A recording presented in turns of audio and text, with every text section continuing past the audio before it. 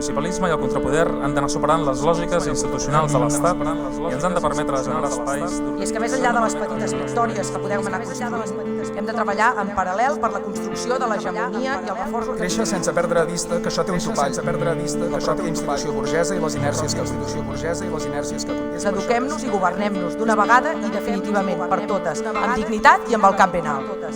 Som i serem classe treballadora, dones amb el puny permanentment alçat fins a reconquerir definitivament totes les nostres La nostra gestió, transparència i comunicació desborden fàcilment els models encarcarats que hem trobat. I això és una oportunitat per créixer.